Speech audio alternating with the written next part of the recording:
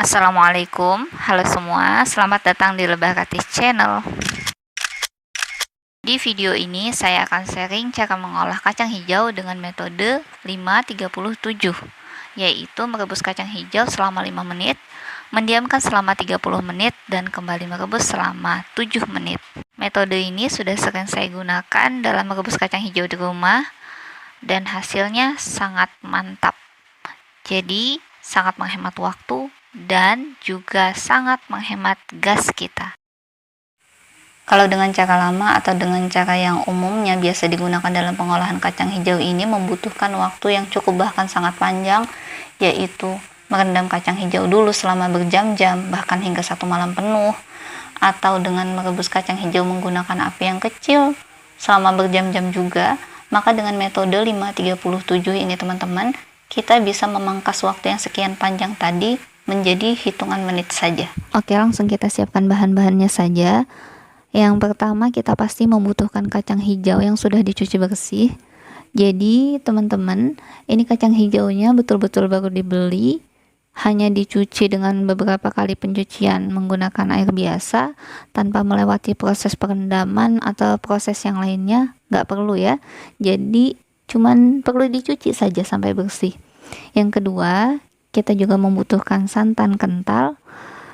Dan selanjutnya bahan-bahan pelengkap lain. Di sini saya menggunakan gula Jawa, gula putih, jahe, garam, dan juga pandan. Dan kita juga membutuhkan air untuk merebus kacang hijau.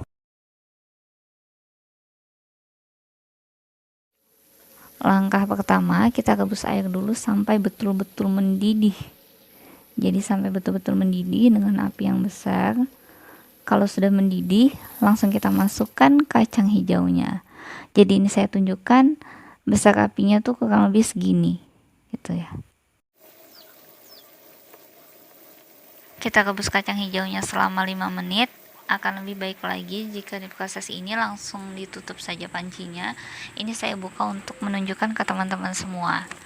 Nah, setelah 5 menit, bisa pancinya langsung kita tutup dengan menggunakan tutup panci yang betul-betul rapat sehingga tidak ada celah udara, dan api langsung kita matikan.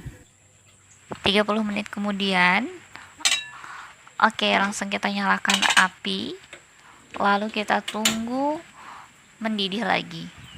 Nah, kita lihat setelah kurang lebih 1 menit, jadi dia mulai panas ya.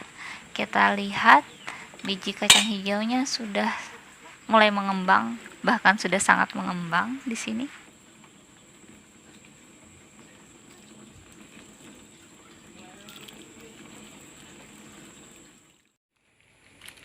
Oke, ini sudah mendidih ya teman-teman. Setelah 2 menit, langsung kita masukkan semua bahan pelengkap kecuali santan. Nah, kita masukkan, lalu kita aduk-aduk agar semuanya merata. Kita aduk-aduk. Nah, teman-teman di sini bisa lihat kacang hijau yang tadi kita diamkan 30 menit sudah mengembang, lalu kita panaskan hanya beberapa menit nih. Sudah pecah-pecah. Ini menunjukkan kalau kacang hijaunya insya Allah sudah masak ya. Sudah masak. Jadi benar-benar cara ini menghemat waktu pengolahan kacang hijau kita yang biasanya menggunakan waktu selama berjam-jam. Coba lihat, kita cuma perlu merebus selama 5 menit, mendiamkan 30 menit, lalu kita rebus lagi. Jadi sudah begini hasilnya. Iya, terakhir kita masukkan santan, teman-teman. Kita masukkan santan kentalnya ya. Lalu kalau sudah dimasukkan santan kentalnya, jangan lupa untuk terus diaduk lagi supaya santannya tidak pecah. Kita menunggu memaksimalkan waktu sampai 7 menit.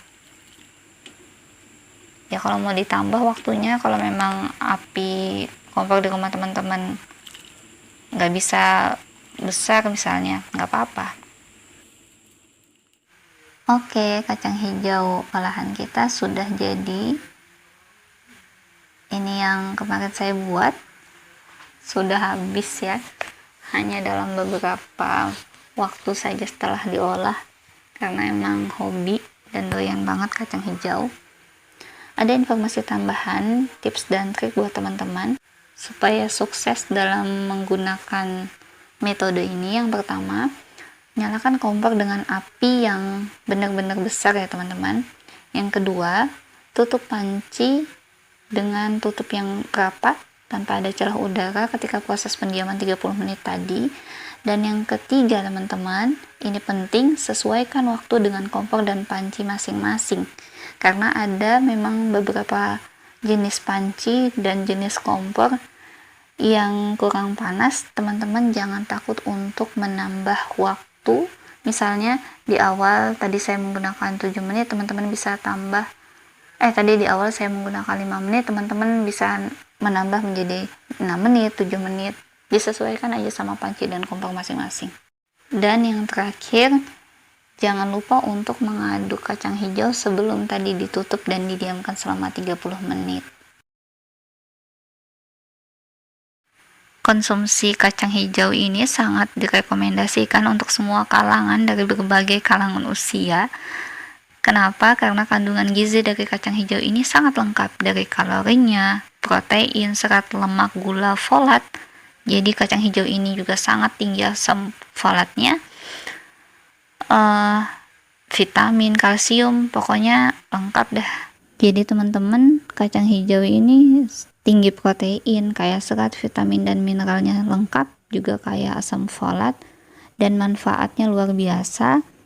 Kacang hijau dipercaya bisa mencegah penuaan dini, sebagai anti kanker, promil. Nah ini, promil dan melancarkan ASI. Jadi waktu saya promil juga saya konsumsi kacang hijau ini hampir setiap hari ya.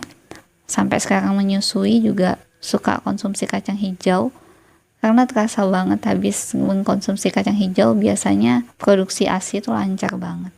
Selain itu, kacang hijau ini juga bisa buat menghaluskan kulit dan pengontrol tekanan darah ya, buat yang mengalami tekanan darah tinggi. Bagus untuk konsumsi kacang hijau. Nah, gampang kan? Jadi, jangan lupa untuk lebih sering mengkonsumsi kacang hijau untuk kesehatan kita semua. Jika video ini bermanfaat, jangan lupa like, subscribe, dan share video ini ke teman-teman yang lain. Terima kasih sudah menonton, dan sampai jumpa di video saya selanjutnya.